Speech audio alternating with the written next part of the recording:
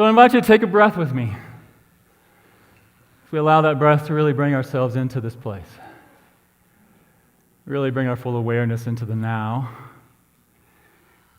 And I was meditating this morning when I got up and about what wanted to be said through me today. And I usually do a reading at this point in our service, but I was reminded this morning of the words of Reverend Dr. Martin Luther King, Jr.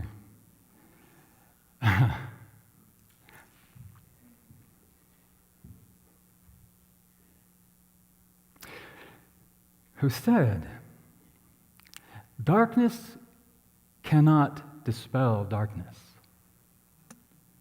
Only light can do that. Hate cannot dispel hate.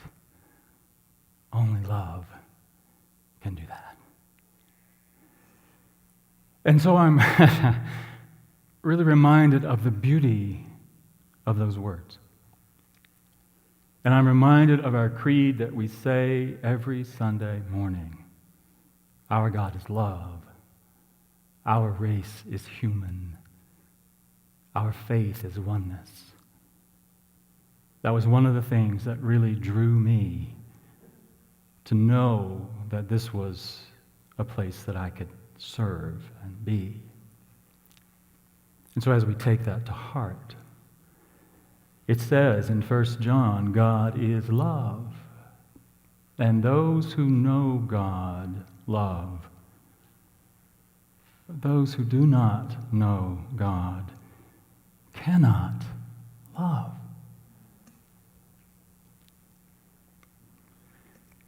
And those who do not know a God of love cannot love. Cannot experience.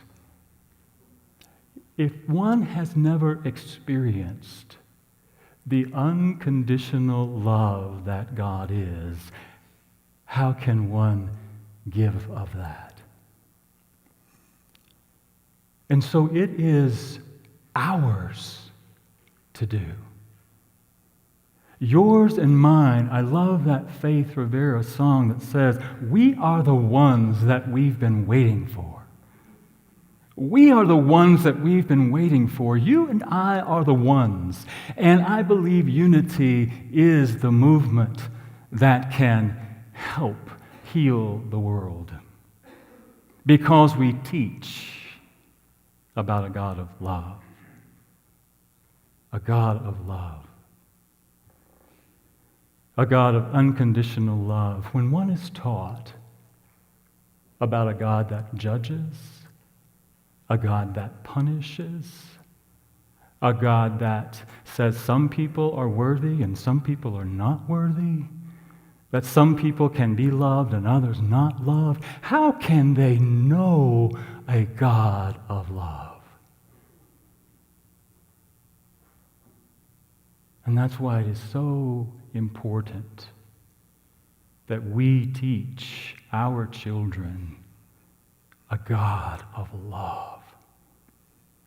A God that loves, a God that does not see skin color, a God that does not see nationality, a God that does not have a religion, a God that does not distinguish between sexual orientation, a God that does not judge, a God of oneness, a God of unconditional love, a God that loves each of us and is the love in each of us equally. And so it is that love. And only that love, when we can know it and feel it and share it and experience it, that can have any possibility of overcoming the darkness, the hate that really is an expression of fear. When you live in fear of God, That's a pretty heavy-duty fear. And so may we be the voice for love. May we be the thoughts of love, the actions of love in the world. And I'm reminded of the song from the civil rights movement, "We shall overcome." But it's not about us overcoming. It's about love overcoming. And we, as expressions of that love, doing what is ours to do in love. And so, all right, you don't have to sing along with me, but I invited you to sing along with me this morning. Love shall overcome. Love shall overcome. Love shall overcome.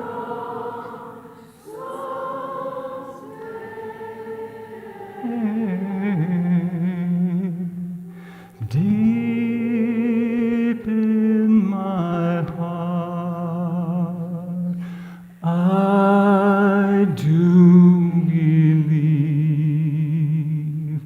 that love shall overcome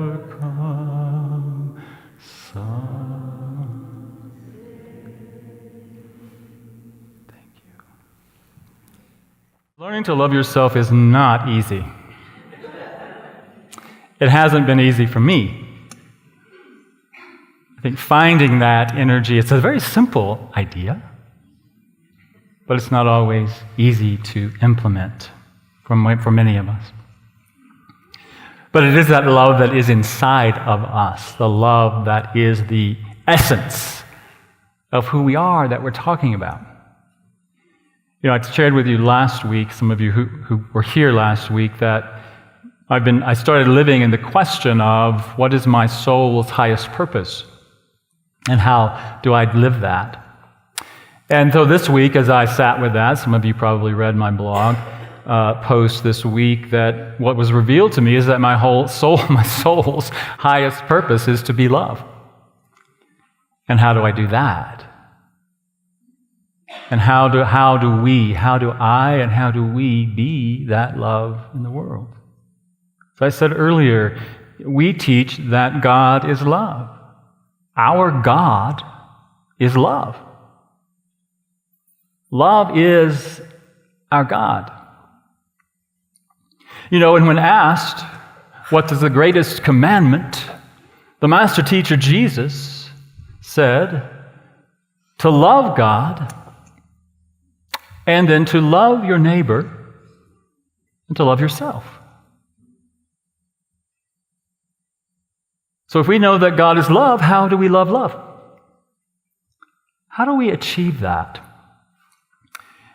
And I've been I've been talking over the past few weeks about us all being spiritual masters. That we are all spiritual masters. We are just beginning to, some of us, awaken to that reality. And then we're beginning, as we awaken to it, to then manifest that, to demonstrate that, to reveal that to the world. So what I want to say is that a spiritual master knows that there is only love. And I know that's hard for some of us to hear, that there is only love. And when I say there's only love, what I mean is in the absolute.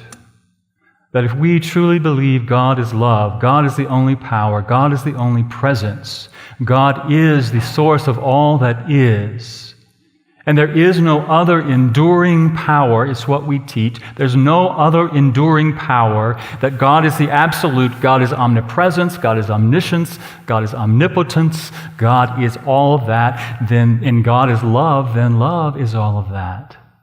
Does that make sense? Does that follow for us? That there is only love. We only experience something other than love because we misinterpret. We mistake things. So what I want to say about that is that How do we love God? How do we love love?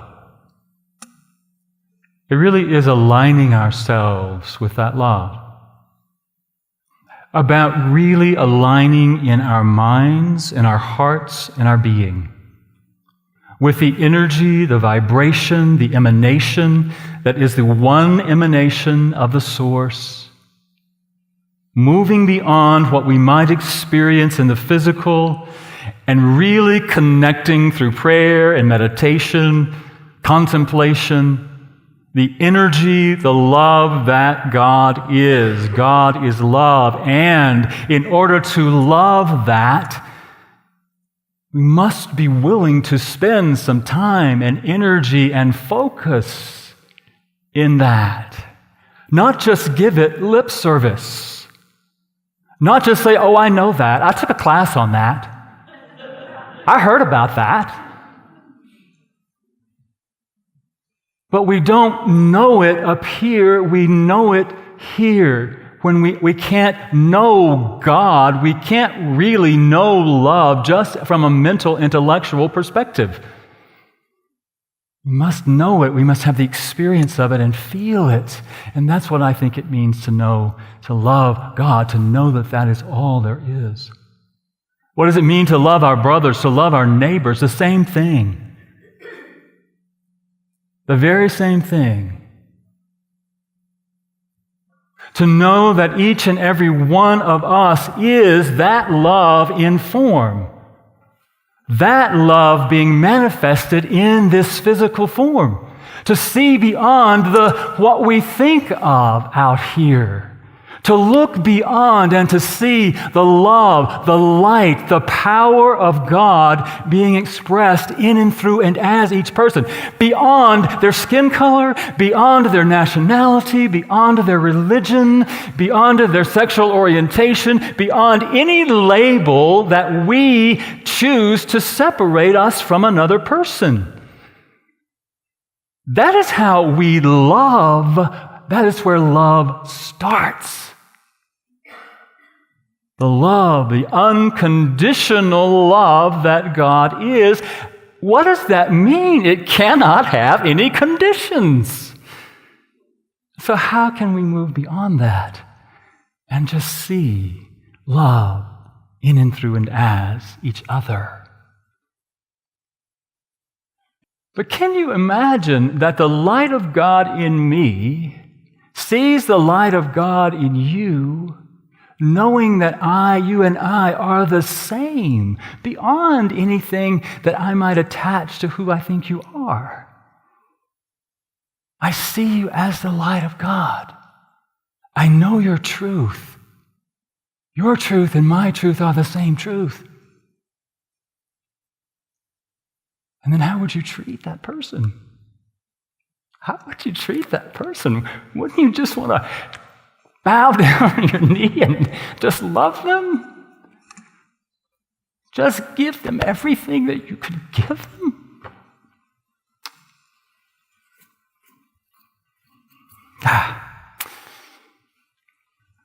I think that's what Jesus was talking about. And I think that's hard for us humans, who have so many ideas about how things are and how we are and how other people are and how different we are and all of those ideas. But you know, our master teacher, Jesus, was teaching from a totally different consciousness. He was teaching from a different consciousness. He was in the Christ consciousness. And he was inviting us into that consciousness. He was saying, I and the Father are one. And he was inviting us into that consciousness as well. All these things that I have done will you do, and even greater things, is what he said. Do you not know that you are God's? Do you not know that? And do you not know that they are too? And so I think that's what he was teaching us. That's what he was talking about. And then he talked about, it doesn't stop there. It also is about loving ourselves. about looking beyond our own judgments. Yep. Of ourselves. And seeing the light of God within us. And as the song said, that truly is the greatest love, is to find that. Because I think it truly is in finding that we are then really able to get it. If you don't know it, if you don't claim it, if you don't allow it for yourself, then how can you then be it? And so where do we start? Where do we start? Well, we start with now. We start where we are right now. And so I'm claiming that I am in love in myself now. Say that with me if you would. I am in love in myself now. Let's say it again. I am in love in myself now. I'm not talking about an ooey gooey emotional love. I'm talking about embracing the love of God and making a conscious choice to be in that love, to be in love in yourself now. And it begins now. We have to be willing to begin now to let go of the things we've done in the past, the things we've said in the past, that the judgments we have about ourselves, about the past, about what I did yesterday, about what I did 10 years ago. We must begin now, because now is the only moment. And here is the only present.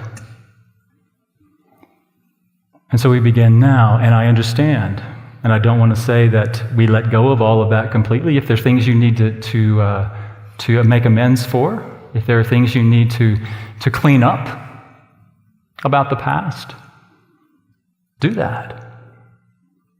But don't do it from a place of fear.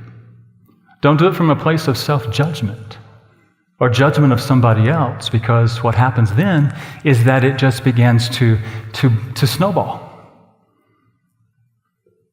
We have to come from a place of love for ourselves, love for the other, and serving the energy of love as we move forward. And so it begins now. And I know, too, that I am here to give and receive love. Period. Period. That I'm here to be a channel of infinite light and love. And really, what I want to say to us is that we need to focus on the first part of that. I'm here to give love. And in giving love, we receive love. In giving love, we have the experience of love. I'm not talking about somebody liking us, somebody approving of us, somebody adoring us.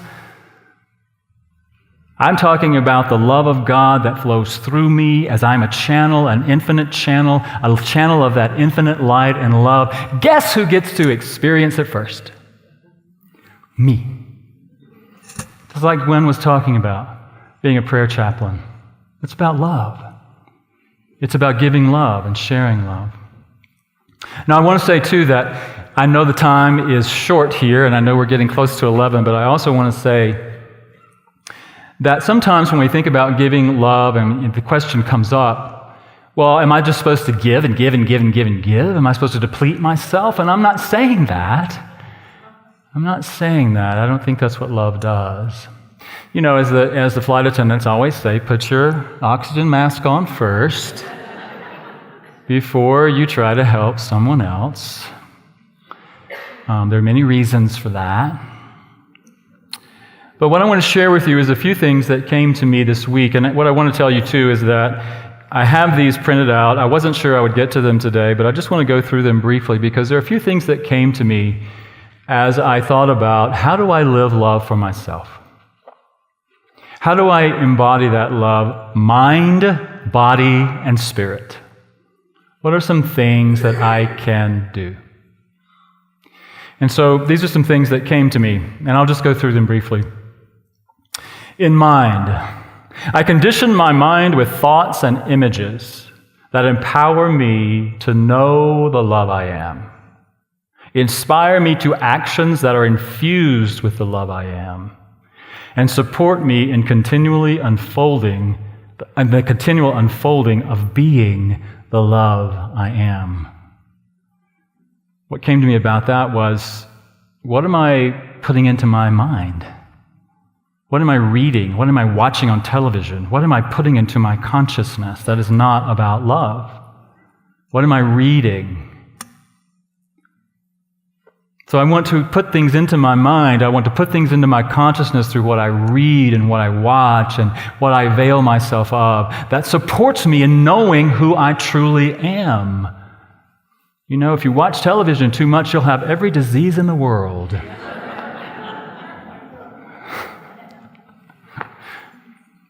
I practice prayer and meditation daily to align myself with the love I am. I talked about that a little bit earlier. I avail myself of classes, workshops, books, and spiritual practices that strengthen me with tools to embody the love I am. And embody. This is what I was talking about just a minute ago, that we don't give, because we have to take care of ourselves. I have clarity around what I am able and willing to do as I give from the love I am. Now, I know in psychology, they talk a lot about boundaries. I don't really like the word boundaries. That's just a trigger. That's just an itch for me. But to have clarity around what I'm available for.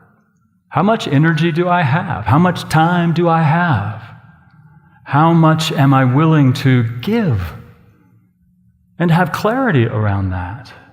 And to be willing to say no. To be willing to say yes to me and no to someone else is important. To know what we're available for is very important. I care for my physical body by feeding it energizing food, fueling it through exercise, yoga, tai chi, gong, or other movement, giving it the rest it needs so that it supports me in fully expressing the love I am. The body, sometimes we ignore the body. The body, you know, the scripture tells us that your body is the temple of the living God. Your body is the temple of the living God. I was talking with Daria the other day about how often I think I live outside my body. I'm not always in touch with my body. But how important is it to get in touch with my body? I think I don't want to get in touch with my body because I'm afraid of what it's going to say. It's going to say, why are you eating all that sugar? Why are you drinking all that caffeine? Why are you eating all those carbohydrates?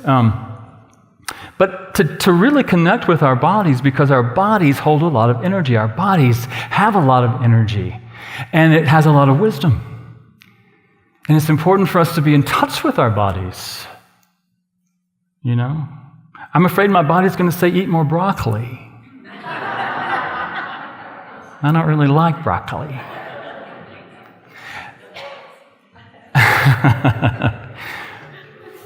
But also our body holds emotional energy. And so it's important to get in touch with the emotional energy that sort of hangs out in our bodies.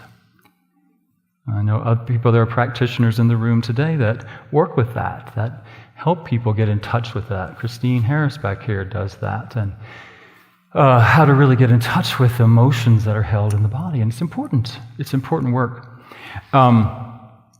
I realize this is a good one.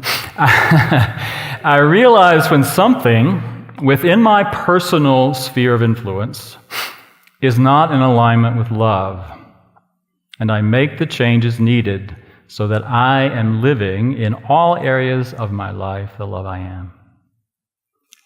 What I mean by that is sometimes we do find ourselves in situations, in jobs, in relationships, in community that doesn't really support us, where it's out of alignment with love. And I'm not saying to leave the job, to leave the relationship, but to recognize when something is not in alignment for you. Something is really not in an energetic match for you.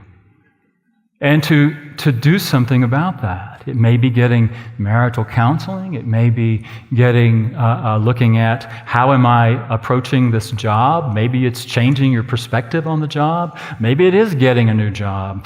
I remember one time when I was working in insurance, I realized that I was out of alignment. And so I made the choice. I meditated on it. I prayed about it. I said, okay, I'm going to make a commitment to this job. I've decided I'm going to do this job and I'm going to learn how to do it really well. I went in that day, had a meeting with my boss and told him that. 2 hours later, I was in a meeting that told me that my job was being eliminated. So you see, the universe works in mysterious ways sometimes. You may be released from a job, even if it's not in alignment with you. Spiritually, how do I take care of myself? And this is also very important. I have a core group of people around me who support me in remembering and living in integrity with the love I am. There's an article I read recently that suggested that each one of us is the average of the 5 people we spend the most time with. That we're the average of the 5 people we spend the most time with. Now, who do you want to be? And are those people you're spending the most of your time with the people you really want to have influence who you are? And I think it's important for us to recognize that, to realize that, to come into alignment with that, to surround ourselves with people. I'm not saying 20 people. It could be 2 or 3 people, maybe 5 people, who really hold you in the light of who you are, who know that truth for you, who remind you of that truth, and who hold you accountable for living in alignment with that truth. And I think that's important for all of us to have that. And lastly, well, not lastly, there are 2 more. I practice honest self-connection. I experience and move through my emotional energy, or any emotional energy that might block my full expression of the love I am. Again, it's about connecting with ourselves. What's going on with me? What am I feeling? What am I experiencing? What's going on in my mind? What am I thinking? A lot of times we operate on autopilot, and that doesn't always support us because we have to make conscious choices. Conscious choices, what we're going to think. And that's one of the few things that we really do have control over, what we choose to think. And so being aware of what we're thinking gives us an opportunity to change what we're thinking. But if we're not aware of it, we just get off on this train that goes God knows where. At least I do, until I can come back. So self-connection, what am I thinking? What am I feeling? Stop. There are apps for your phone that can alert you to have a chime that rings on every hour to remind you to stop and breathe and connect with what's going on with you. And I think that's such an important practice. As Charles Fillmore said, self-awareness is the prelude to Christ consciousness. Pretty powerful statement. And lastly, I begin each day by placing my hand on my heart, taking a deep breath, and asking my spirit, how can I live the love I am today?